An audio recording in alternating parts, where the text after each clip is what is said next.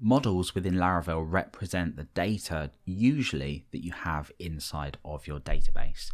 So if we open up our app directory and go over to models, we've already got this user model in here, which looks like it's doing quite a lot.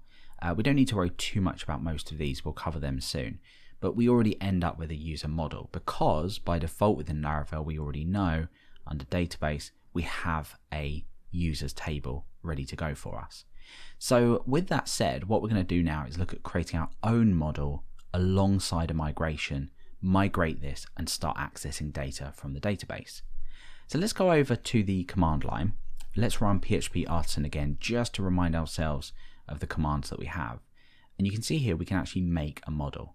Now, just before we do that, let's dive into this a little bit further. So we're going to run PHP Artisan make model and let's run help.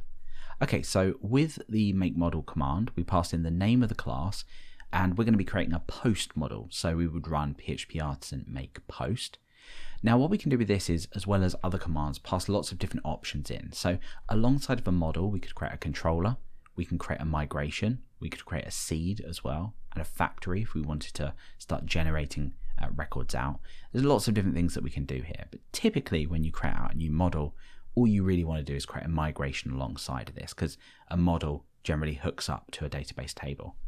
So let's go ahead and run PHP Artisan make model post and use the M flag to generate out a migration. So that's done two things, create that model and create a migration called, you guessed it, create posts table. So the next step would be to come over to your migration and just start to fill in what kind of information you initially need for your posts. And I say initially because remember, we can create additional migrations to add to our posts table later. We don't need to think about the entire schema at this point. So for a post, I'm going to say, well, at the moment I need a title, so I'm going to add that in. And I also need some text to represent the body inside of here. So we have a title and a body. Text is just a text type within your database, which is a longer field. String is constrained by default in Laravel to 255 length. Okay, so now that we've done that, we've got our down migration, we've got our up migration. We can come over to the command line and instantly run PHP Artisan migrate to create that posts table out for us. So let's give that a refresh. And sure enough, we have our posts table. Now let's fill this in with a little bit of dummy content. So I'm going to give the title as post 1 and say post 1 body. Let's save that out. And the created at and updated at, we can use the now function within MySQL or SQL to generate this timestamp out for us. When we look later at creating records within Laravel, these will be automatically filled for us. We won't need to manually do them. Okay, so I'm going to duplicate this down just so we have a couple of records that we can test grabbing. And we're going to say post 2 body, and let's save that out and just keep the same dates. So we've now got a database table with 2 dummy records in. Now we need to focus on the post model. Okay, so the post model by default contains a has factory trait, which we don't need to worry too much about yet because that comes with when you want to start generating out lots of fake post records. And we haven't actually generated a factory out for this. So I'm going to go ahead and just get rid of that for now. And we can remove the use statement at the top.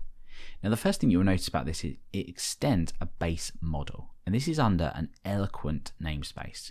Now, Eloquent is Laravel's ORM, or Object Relational Mapper.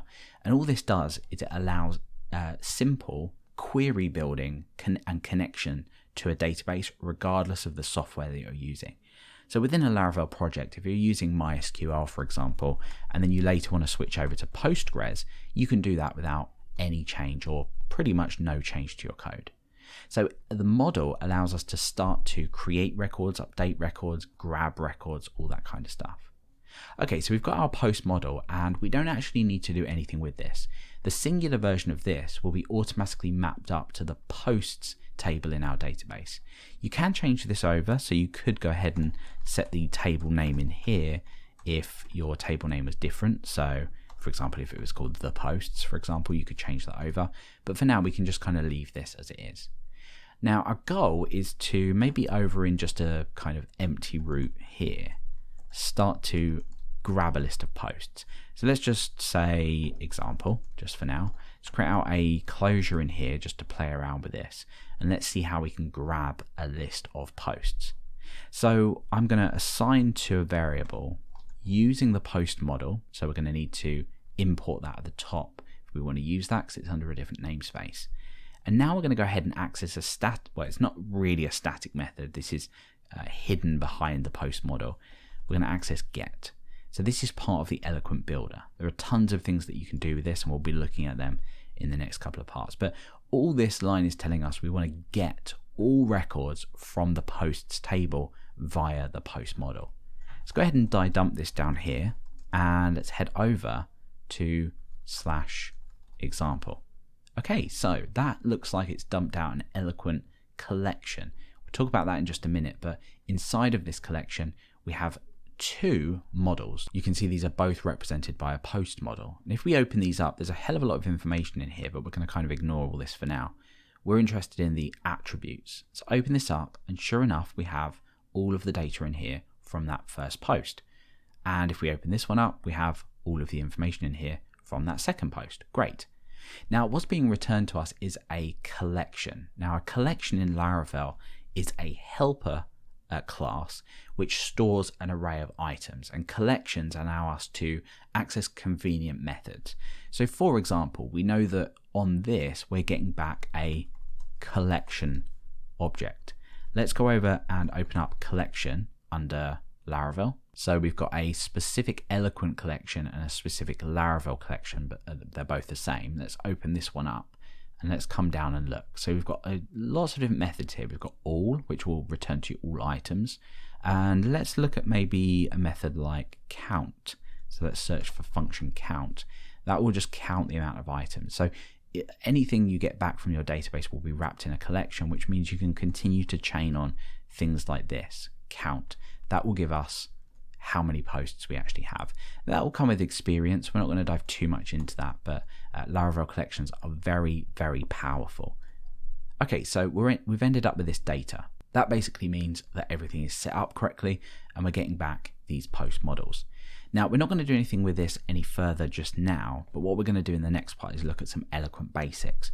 And then at the end of the course, we're going to pull together everything we've learned about accessing our database to turn this into a kind of real application, which allows us to view real posts from the database, post things, and see things that we've just posted as well, all coming from the database. So let's go over to the next part and look at some Eloquent basics, including how we create, update, delete all of our models.